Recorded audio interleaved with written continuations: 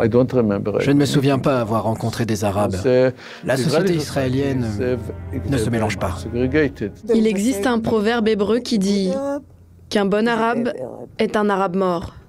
C'est révélateur, n'est-ce pas? C'est ce que les gens disent. J'ai rencontré un Palestinien pour la première fois à l'âge de 47 ans. Je suis un Israélien comme les autres.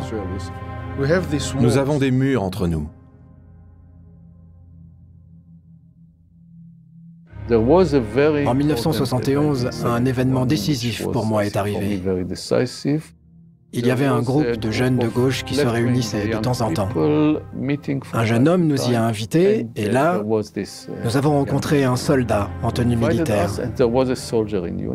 Il s'est mis à nous raconter ce qui se passait vraiment à Gaza. Il y avait une rébellion des Palestiniens contre la construction du mur par Israël. Ce soldat nous a dit que des choses terribles se produisaient à Gaza, que les soldats pouvaient arrêter les gens en pleine rue, les tabasser, et pas à cause de quelque chose qu'ils avaient fait, mais pour les intimider. La nuit, les soldats exécutaient les gens. Ceux qui étaient accusés de terrorisme étaient exécutés sur le champ et leurs corps jetés dans des puits. Nous étions sous le choc. Nous nous disions, mais ce n'est pas possible. Notre armée ne fait pas des choses pareilles. Et ce soldat a confirmé, si, l'armée fait tout ça, moi-même je l'ai fait et je ne peux plus endormir la nuit.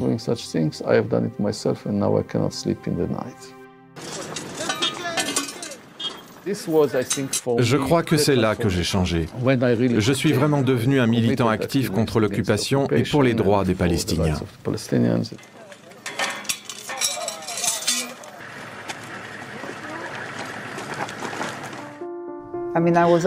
J'ai toujours éprouvé de l'intérêt pour la situation dans ma propre société. Je cherchais la paix partout. Mais partout. Et l'égalité aussi. Je croyais que c'était injuste, que nous nous comportions mal avec eux, que nous ne faisions pas tout notre possible pour mettre fin à cette effusion de sang.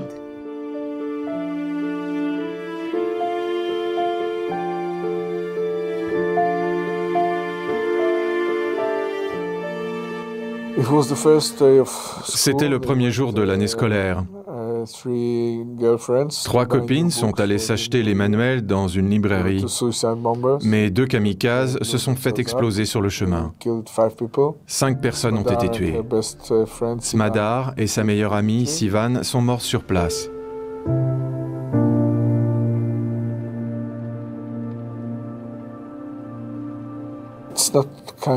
C'est une blessure qui ne guérit pas.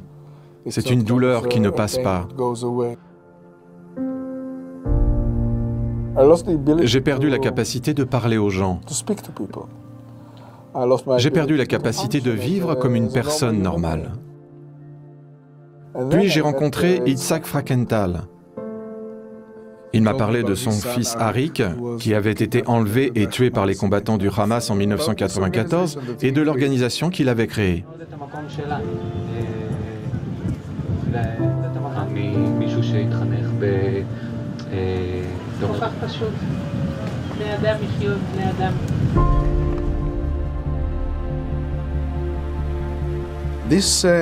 L'image d'une mère palestinienne endeuillée avec la photo de son enfant de 6 ans sur la poitrine a changé ma vie.